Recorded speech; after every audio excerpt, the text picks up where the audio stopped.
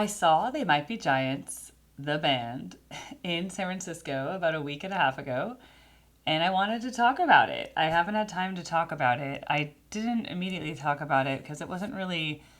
I forgot. I was like, oh, I'm so into this like jam band trajectory. I forgot that I have music that I liked before I liked jam bands that I still like. And one of those bands has always been They Might Be Giants since I was a kid. I remember the way we discovered They Might Be Giants is my older brother went to summer camp, and he was probably in sixth grade. So I was in fourth grade. So it was about 1994 or so, 95, something like that. And he came back from camp and was like, we have to get this CD called Flood. And it was like, okay. So my parents, we went to the record store, which was a CD store at the time, but they were selling CDs. And we got Flood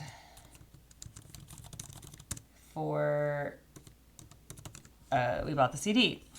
Now we also got the CD of Apollo 18, which was their other album. And we listened to Flood and Apollo 18 so much. Like, you have no idea. Like, so much. I loved both of those CDs so much. And I know Flood by heart, and it means so much to me. And then not only that, most people know that Istanbul, not Constantinople, was featured in Tiny Toons Adventures, and it was also Particle Man. Both of those are on Flood, 1990. I mean, it's like an epic album. The whole thing, front to back, is actually really good. So when I saw that They Might Be Giants was coming to San Francisco and playing at the Fillmore for 3 nights, Friday, Saturday, Sunday, I was like, I have to go. It turned out that Saturday I was going to Vegas, and then I had to work on Sunday night, so I couldn't go to the Sunday night show. Regrettably so. The way that they organized the 3 nights, because it was all surprise, and they were not coming off of like a particular tour where I could see like a set list. Basically, the first set each night was a different album. And so the night I went, they played John Henry. Now, I did own John Henry as a kid. We had the CD of John Henry. It's the one where the girl's holding like a hammer. She's like a young girl, like maybe 12, holding a hammer. We had that album, and it has like subliminal, na, na, na, na, na, na. So I knew it. I didn't know it as well as Apollo 18 or Flood, which I can sing Apollo 18. There's like this whole like fingertips part of Apollo 18 where there are all these like 10-second songs in a row, and I used to be able to sing that entire sequence. I could probably do it today. Fingertips, fingertips. It's like, I hear the wind blow, I hear the wind blow. It seems to say, hello, hello, I'm the one who loves me so. Okay, so anyway, that's how much I love They Might Be Giants, okay? So that was like really important to me that I go to this concert. I took the train. I was like upset because I had to like work and things caught up with me, and I missed the train I wanted to catch. I literally was like running towards the train station, and I was like trying to tap my card because we have this thing called Clipper in the Bay Area where you like tap your phone. And then I like went to tap, and when I turned around to run to the train, it closed the doors and left. And I was like, no. So I had to wait 15 minutes for the next train. So that set me back a little bit. So I was late to the Fillmore.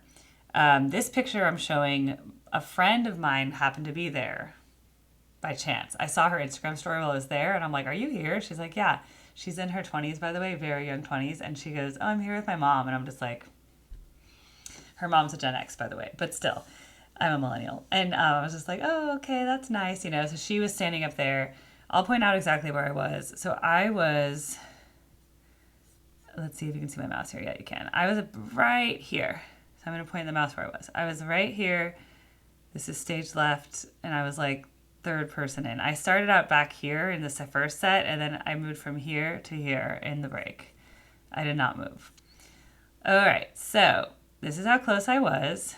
This is how amazing the band looked. There's the original 2 guys. And then they had really good musicians with him. The band they built around them were epic. Now, this was what I wore. I didn't even have time to take like a fit check, which I usually do. I was wearing like this very 90s inspired plaid skirt, kind of like schoolgirl-esque. yeah, so that's what I wore. I went alone. The Fillmore's a really cool venue. It has like a balcony. Oh, these are movies. Cool.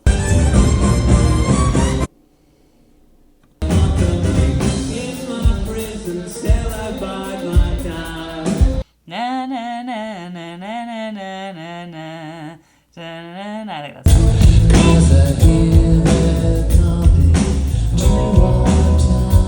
So the second set was a combination of some of their new songs, and then of course they made sure to hit, sing their greatest hits from Flood. They always had to do Birdhouse in Your Soul, which is one I really wanted to hear anyway. So, but what really was upsetting is when I read the set list after the fact on the Saturday and Sunday night show and found out that on Sunday night they played the entire Apollo 18 front to back. You don't understand like how much that would have meant to me to hear that. So now I'm like, I don't have to follow They Might Be Giants around the country now and wait for them to play Apollo 18 again. Oh, okay, so. And it's over, it's totally over now, and it's over, it's over, it's over now, it's over, it's over, it's over now. I can see myself at the end of the tour when the rock disappears. If there's any more people around when the tour runs aground, and if you're still. It's not so good. Like, I love that. Oh, there's my little icon. Okay, let's go to the next clip.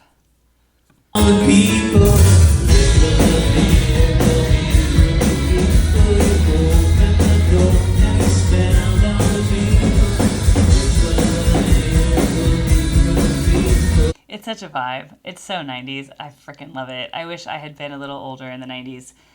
I was I was born in 85, so I was very young throughout most of the 90s, especially when Flood came out. I was 5, so like I definitely didn't even find out about it till I was nearly 10 years old, right? So because things back then you had to know from a friend, right? But then this guy plays the guitar. This one he played the accordion. He made the other one with the glasses. He always played. I don't even know their names. It's like all these years I don't really know their names. Because remember, I don't memorize facts very well. Like, I'm really bad at, like, facts. Like, memorizing facts. I know what's going on. I just don't memorize names. And they had this whole, like, ska band they brought out. Like, 3 brass instruments. It's pretty sick. Oh, wait. Here's Birdhouse in Your Soul. Well, let's hope this video doesn't get blocked, but I'm going to play the entire live Birdhouse in Your Soul because this moment, you don't understand, I was like crying the entire time because like I've been waiting my entire life to hear Birdhouse in Your Soul live. I'm crying right now talking about it. Like, I love this song. I could play this at any time and I'm like instantly transported back to like being a kid, like in my parents' living room, where we had a CD player, and my dad had a good CD player, and it was hooked up to like a full-on stereo system with, back then you had to have like a receiver that was like this big, like children pay attention. It was like a receiver this big and had all these cables in it, and it like you would put the CD player into that, and then like these like 3 like the audio is like really complicated, and then it went out to this like speaker system, and I just remember like playing that album and like putting the CD in, pressing close, and then like listening to it, and like it was so beautiful. So I'm just gonna play this.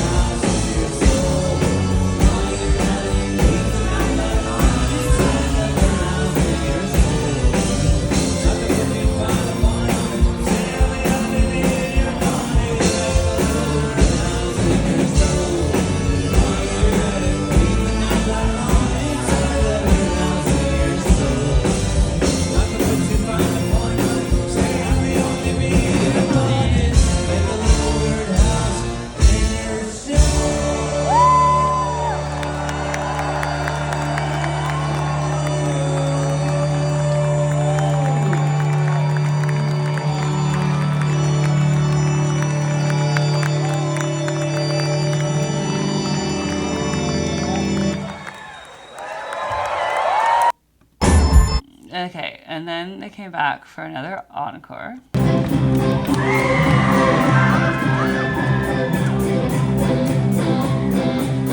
Maybe this is backwards. Oh yeah, the guitarist went up there and like played from the balcony. It was like pretty sick.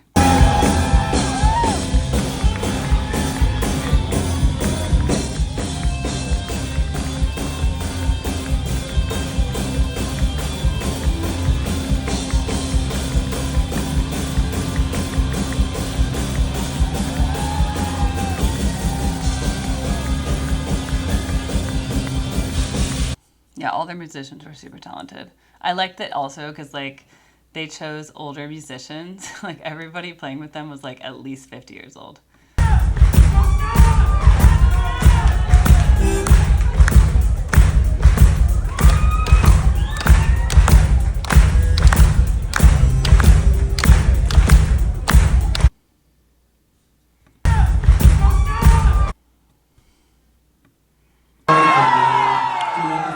Okay, this was the encore of Particle Band. It was a little different. What's he like? It's not important. Particle Man. Is he a duck or is he a squid? If he's underwater, does he get wet? Or does the water hit him instead? Nobody knows. Particle Man. Triangle Man, Triangle Man. Triangle Man hates Particle Man. They have a fight. Triangle wins. Triangle Man.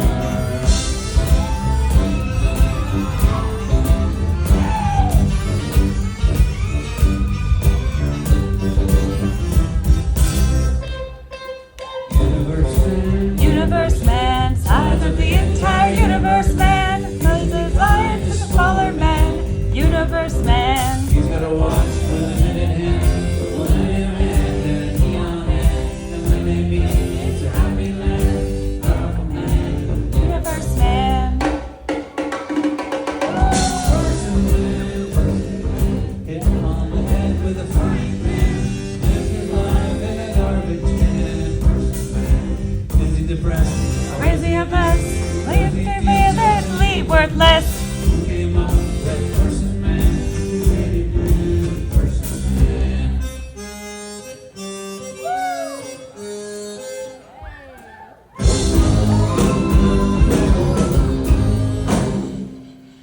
Triangle Man, take off for the planet, to the planet. Venus, Triangle Man, take off for the planet, to the planet. Venus, Triangle Man, take off for the planet, to the planet. Venus, Triangle Man, take off for the planet, to the planet. Venus.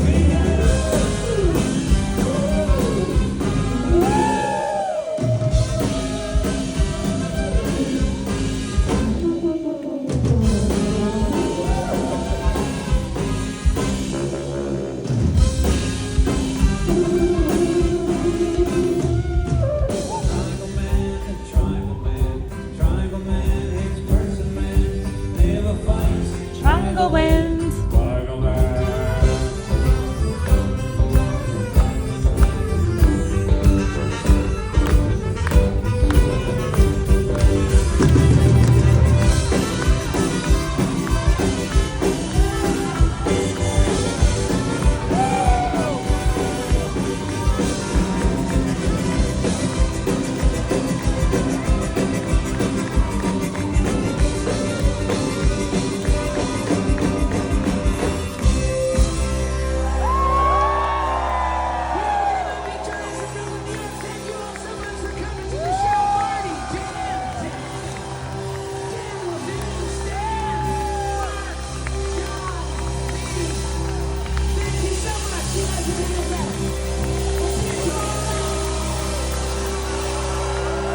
Yeah, so if I could have gone to all 3 nights. Oh, and the woman right in front of me got the signed plate. Like, she was rail riding the whole time, and she was with her husband, and they were in, like, masks, but it was, like, whatever. Her mask wasn't even, like, covering her face. It was a cloth mask. I was like, this is weird, but whatever. And then literally the drummer came out after everyone left the stage, and he, like, handed out a few things, and he handed out, they signed this plate for, like, each show, I guess, and he gave it to her, and I was, like, literally standing behind her. I was like, man, give me the plate.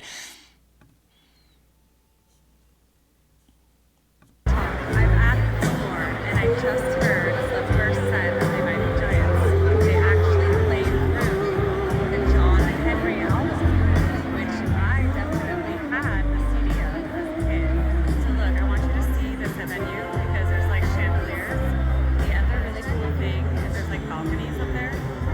See? So you can walk from there. I ended up in the third row of GA and standing room only, but I'm only two spots behind the stage. Like that's the stage right there. So I made it, everybody. So I really wonder what album are they going to play in the second set, and are they going to split it into 3 sets and like play like another one, or are they? I don't know. They're here for 3 nights, so I don't know if they're going to just play every album over the 3 nights. I have no idea. But they better play Flood tonight, or I'm going to be very disappointed. Okay, so that was my intermission reaction, clearly. Okay, the Fillmore is super cool if you haven't been there before. It has all these pictures of all the people that have ever played there. It's very old. It's, you know, like I said, there's this like balcony area. There's some reserved seats. That's the Play It Again that I didn't get but almost got. Like, that's how close I was there. See, she's wearing like a mask with like sparkles on it. I think it's more about, but that's a cloth mask. It doesn't do anything. Anyway, so she got the plate and I didn't, but she was rail riding the whole time and I like kind of snuck into that spot. The other funny thing that happened at that concert is like this super socially awkward guy, like really nerdy, and like he like starts talking to me and he's like, "Oh, are you here alone?" And I'm like, "Yeah." And then he's like, "Oh, well, you can hang out with me and Allison." He like looks to his left because had been with this girl, and then like Allison's not standing there at that moment. And he's like, "Oh, well, I guess she went off somewhere, but when Allison comes back, we can hang out with us." And I was like, "Oh, I'm fine. Like, I'm really fine by myself, I promise." He's like, "Are you sure? Like, I want to introduce you to Allison when she gets back." I was like, "Okay." And then Allison came back and was like, he's like, "You should meet, look, this is Allison." I was like, "Okay, nice to meet you. Thank you very much. Thank you for being concerned." That was like the funniest thing that happened to me at that concert.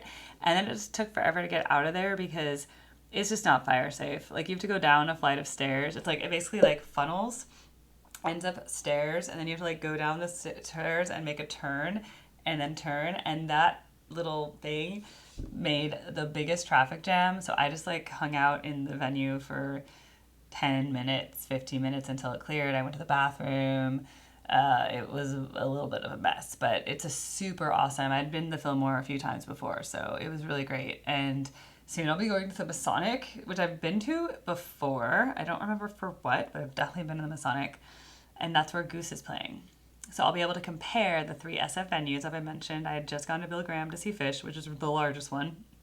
Actually, and now if they want even larger, people can play in Chase Center, which is the basketball arena. And then, which I think Bill Graham's way better than like a basketball stadium. Arena, stadium, whatever. And then Masonic's going to be bigger than the Fillmore, and then the Fillmore is the smallest, but it was still quite sizable. I don't know the exact seats offhand, but as I showed you in that other video, like the chandeliers, it's very old, and it's great, but I really enjoyed it. So like I said, like that was a very emotional thing for me to do. You know, since I've been single for 18 months now, I had like a 6-year relationship. It was quite meaningful.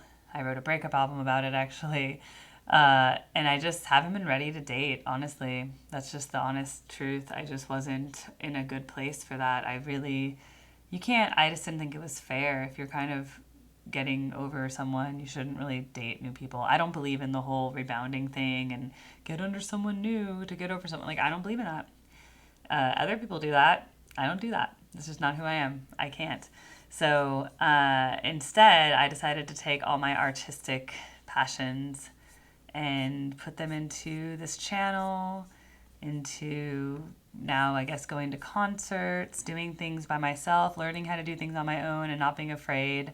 Like, I went to Fish by myself, and that was scary. I mean, I kind of knew those guys I mentioned. If you've watched those videos, I knew these guys through a friend, but they weren't like, I'm not friends with them, you know, but they were like, I knew a person, not that I knew them, but I went alone. I went to this alone. I just like took the train to the city, grabbed an Uber.